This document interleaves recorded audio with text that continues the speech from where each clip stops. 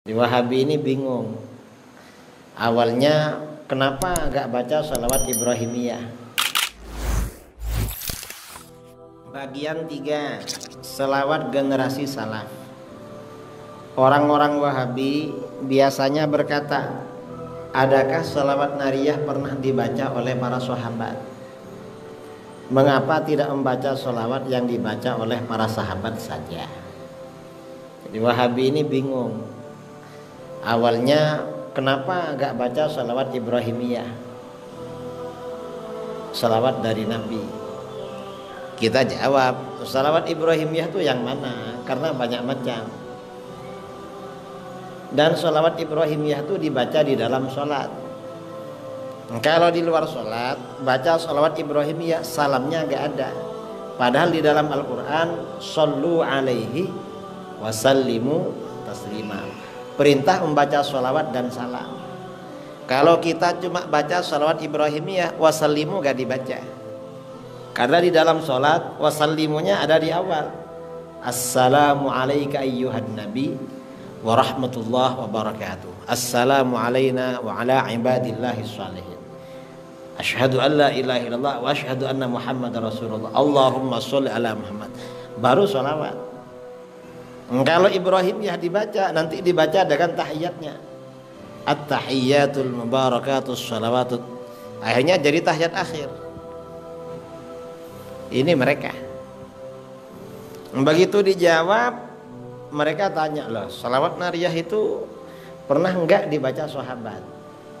Kenapa tak baca sholawat yang dibaca oleh sahabat? Mereka tak tahu mana sahabat sholawat yang dikarang oleh sahabat.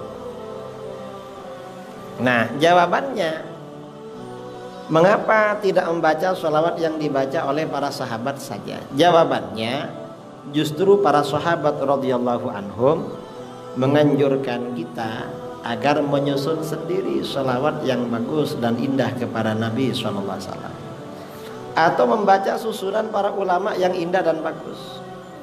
Dalam membaca sholawat, siapapun tidak terikat dengan redaksi yang diriwayatkan dari Nabi SAW dan sahabat. Dalam hal ini ada kebebasan untuk menambah dan mengurangi susunan sholawat yang dibaca. Dalam konteks ini, Al-Imam Al-Qastalani mengutip pernyataan Al-Hafidh Abu Bakar Ibnu Masdi Al-Azdi Al-Gharnati radhiyallahu anhu rahimahullah yang berkata,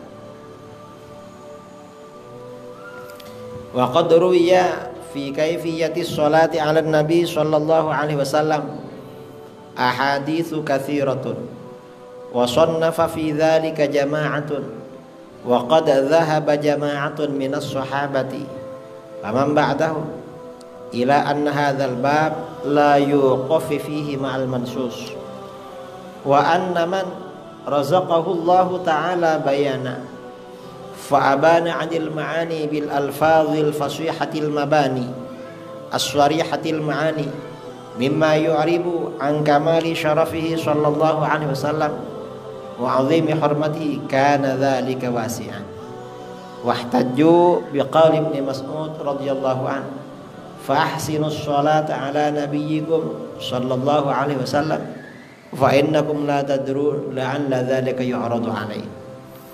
Telah diriwayatkan sekian banyak hadis mengenai cara berselawat kepada Nabi SAW. Sekelompok ulama juga telah menyusun hal tersebut. Sekelompok sahabat dan generasi setelahnya telah berpendapat bahwa bacaan selawat ini tidak terikat pada redaksi yang datang secara tekstual, secara lafadz dari Nabi SAW. Dan bahwa orang yang diberi kurnia oleh Allah dalam kemampuan retorika, lalu mengungkapkan makna-makna sholawat dengan kalimat-kalimat yang indah susunannya dan jelas maknanya, dari ungkapan yang dapat mengungkapkan kesempurnaan Nabi SAW dan keagungan kemuliaannya, maka hal itu bebas baginya. Mereka berhujjah dengan perkataan Ibnu Mas'ud radhiyallahu anhu, berikan selawat yang baik kepada Nabi kalian sallallahu alaihi wasallam, barangkali bacaan kalian diperlihatkan kepada Nabi sallallahu alaihi wasallam. Nah, jadi artinya apa? Di dalam membaca sholawat memang tidak terikat dengan lafadz yang diriwayatkan dari Nabi. Kita ini gak apa-apa nyusun sendiri, asalkan isinya benar.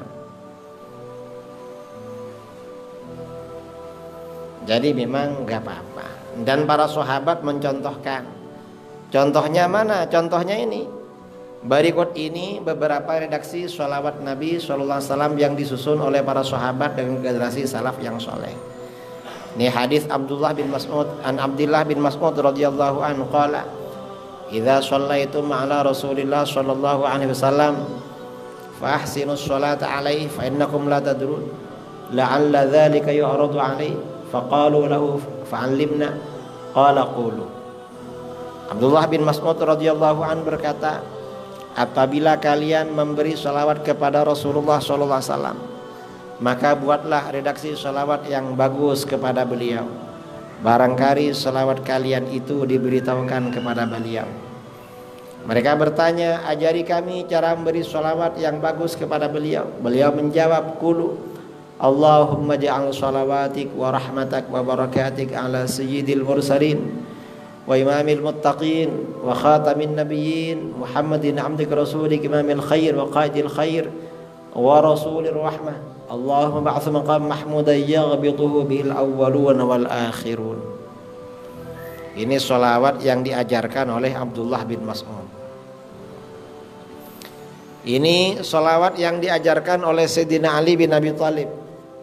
Hadis Ali bin Abi Thalib radhiyallahu anhu an Salamah al-Kindi qala kana Aliun radhiyallahu an yu'allimun nasa sholata 'ala nabi sallallahu alaihi wasallam yaqul Allahumma dahiyal madhuwat wa bari'al masmukat wa jabbaral qulubi 'ala fitratiha shaqiyha wa sa'idiha ij'al syara'ifa shalawatik wa nawamiya barakatik wa ra'fata tahannunik ala Muhammadin 'abdika rasulik al-fatih lima ghuliqa wal khatim lima sabaqa والمعلن الحق بالحق والدامغ لجيشات الأباطيل كما حمل فاطلع بأمرك بطاعتك مستنفذا في مرضاتك بغير نكل في قدم ولا وهي في عزم واعيا لوحيك حافظا لعهدك ماضيا على نفاذ أمرك حتى أورى قبسا لقابس آلاء الله تصل به أسبابا به هدت القلوب بعد خوضات الفتن والإثم وبهج موضحة الأعلام ونائرة الأحكام ومنيرات الإسلام فهو أمينك المأمون وخازن علمك المخزون وشهيدك يوم الدين وبعيثك نعمة ورسولك بحق رحمة اللهم افسح له في عدجك وزه مضاعفات الخير من فضلك له مهنئات غير مكدرات من فوز ثوابك المحلول جزيل عطائك المعلول اللهم أعلي على بناء الناس بناءه وأكرم مثواه لديك ونزله واتم له نوره وجزي من ابتعاثك المقبول الشهادة وما رضي المقالة ذا منطلق عدل وخطط فصل برهان عظيم. Ini sholawat yang diajarkan oleh Sayyidina Ali. Sholawat Ibnu Abbas muka surat 34. Hadis Abdullah bin Abbas radhiyallahu anhuma wa an Ibnu Abbas radhiyallahu anhuma annahu kana idza shalla 'ala an-nabi sallallahu alaihi wasallam qala Allahumma taqabbal syafa'ata Muhammadin al-kubra warfa' darajatahu al-'ulya wa atihi wa a'tihi sulahu fil akhirati al-ula kama ataita Ibrahim wa Musa. Salawat Hasan Basri Allahumma shalli 'ala Muhammad wa 'ala alihi wa ashabihi wa auladihi wa azwajihi wa dhurriyyatihi wa ahli baitihi wa ansari wa syi'aihi muhibbihi ummatihi wa alaina ma'ahum ajma'in ya arhamar rahimin. Salawat Imam Syafi'i sallallahu ala Muhammadin 'adada ma dzakarahu dzakirun wa 'adada ma ghafala 'an dzikrihi al-ghafilun. Ini salawat Imam Syafi'i. Di atas 5 riwayat di atas memberikan beberapa pesan kepada kita berkaitan dengan sholawat kepada Nabi Sallallahu Alaihi Wasallam. 1. Sahabat Ibnu Mas'ud dan Ali bin Abi Thalib radhiyallahu anhuma mengajarkan cara menyusun sholawat yang baik dan menganjurkan agar kita membaca sholawat kepada Nabi Sallallahu Alaihi Wasallam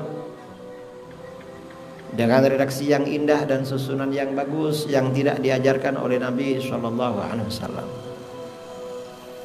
Dua, perkataan sahabat Ibnu Mas'ud, barangkali selawat kalian diberitahukan kepada Nabi Shallallahu Alaihi Wasallam, mengisyaratkan bahwa apabila selawat yang disusun oleh seorang muslim itu menggunakan susunan bahasa yang indah dan bagus dengan menyisipkan pujian kepada Nabi Shallallahu Alaihi Wasallam, maka Nabi Shallallahu Alaihi Wasallam akan merasa senang dengannya. Sudah barang tentu seorang muslim harus berkeinginan untuk berbuat sesuatu yang dapat menyenangkan Rasulullah Shallallahu Alaihi Wasallam. Di satu sisi Rasulullah SAW akan senang jika ada orang menyusun bacaan doa dengan baik kepada Allah, seperti dalam hadis sahih berikut ini. Masalah doa menyusun sendiri maksudnya. Hadis Ibnu Mas'ud radhiyallahu an tersebut menunjukkan bahwa Nabi SAW masih hidup di alam barzah dan mengetahui selawat yang kita berikan kepada beliau. Hal ini berdasarkan konsep hadis berikut. Hadis-hadis di atas memberikan beberapa pesan. Satu, bahwa orang yang membaca sholawat dan memberikan salam di samping makam Nabi SAW, maka Nabi SAW akan mendengarnya secara langsung tanpa perantara, dan Nabi SAW akan membalasnya baik pada hari Jumat maupun pada hari yang lain. Sholawat ya, dalil-dalil di atas. Kalau dulu memang kita berpikir, karena di dalam kitab-kitab hadis itu diriwayatkan kalau kita bersolawat Rasulullah tuh tahu. Bahkan amal perbuatan kita Rasulullah tahu.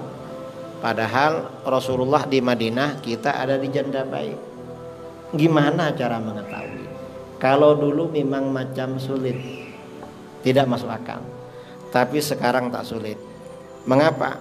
Ada handphone bagus macam itu.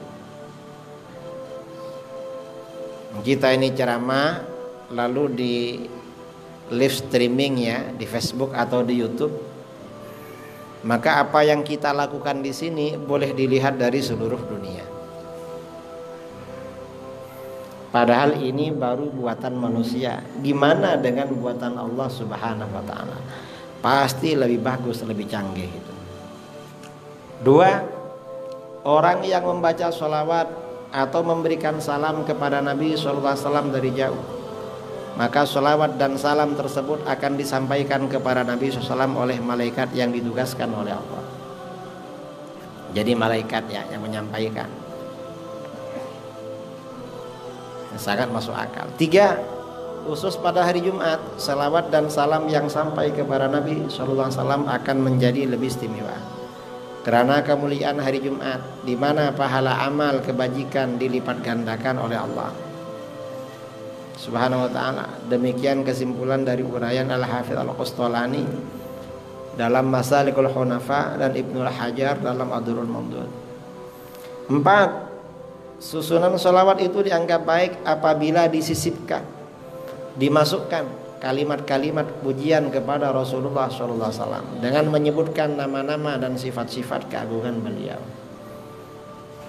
Itu sholawat yang bagus. 5. Di antara nama-nama dan sifat-sifat Rasulullah SAW adalah pemimpin orang-orang yang bertakwa, penutup para nabi, hamba dan rasulnya, pemimpin dan pengarah kebaikan, dan rasul yang membawa rahmat bagi dan Rasul yang berahmat dan lain-lain seperti yang disebutkan dalam salawat di atas. 6. Memuji dan mengagungkan Rasulullah SAW dalam bacaan salawat bukan termasuk perbuatan bid'ah, justru merupakan perbuatan yang terpuji karena meneladani Al-Quranul Karim yang banyak memberikan pujian kepada Nabi SAW dalam beberapa ayat-ayatnya. 7.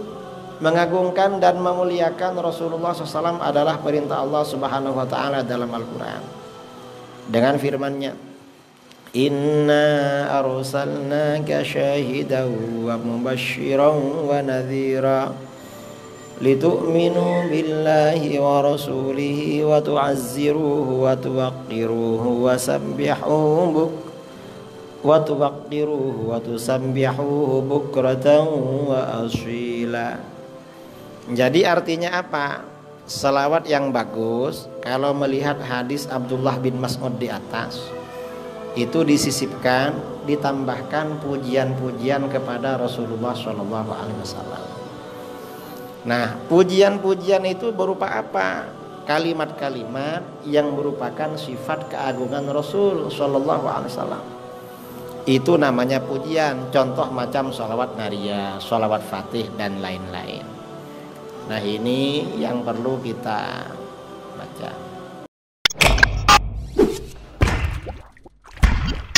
Channel ini dibawakan khas oleh Santri Filmmaker.